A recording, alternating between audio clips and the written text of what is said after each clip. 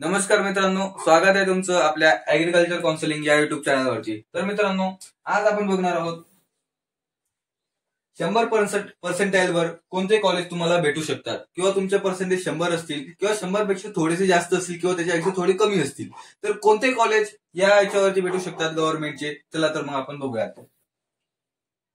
तर मित्रांनो, या मार्कावरती सर्वात पहिलं जे कॉलेज आहे ते म्हणजे Anand Niketan college of agriculture Warora, जे की चंद्रपूरमध्ये आहे।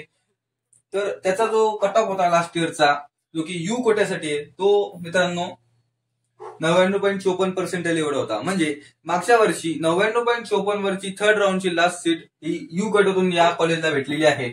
आणि एम कोट्यामधून जर आपण बघायला गेलो तर ही 102.39% वरती लागलेली आहे। याच्या पुढचं कॉलेज आहे मित्रांनो government college of agriculture Badnapur, जे की जालना जिल्ह्यामध्ये येते।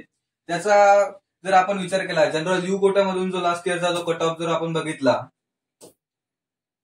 तर हा 98.65 एवढा होता। आणि जर आपण एम कोट्यातून बघायला गेलो तर हा जो कट ऑफ आहे तो 102.39 इतका होता ओपन कॅटेगरीसाठी। जर आपण हा कट ऑफ बघतोय जनरल कॅटेगरी मधून, तर याच्या समोरचं जर कॉलेज बघितलं तर ते आहे government college of agriculture Ambejogai. तर याचा जर कट ऑफ आपण बघायचा झाला तर जनरल यू कोट्यामधून लास्ट इयरला 98.83% वरती लागलं आणि जनरल एम कोट्यामधून 107.11 या पर्सेंटेज वरती सीट अलॉट झालेली आहे। याच्यानंतर आता बघा पुढचं कॉलेज, जे की आहे government college of agriculture Dharashiv. तर धाराशिवचा जर आपण यू कोट्याचा जर कट ऑफचा जर विचार केला तर तो येते 92.55 आणि जर एम कोट्यामधून जर आपण या कॉलेजला जायचं ठरवलं तर तो कट ऑफ जाते 104.65। म्हणजे यामध्ये तुम्ही फरक बघू शकता, यू कोट्याचा कट ऑफ जो आहे तो कमी आहे आणि एम कोट्याचा जास्त आहे। हे मी याच्या अगोदर सुद्धा सांगितलेलं आहे, आपली काउन्सिलिंग ही कोटा वाईज चालते, त्यामुळे हा इथं तुम्हाला फरक दिसतोय।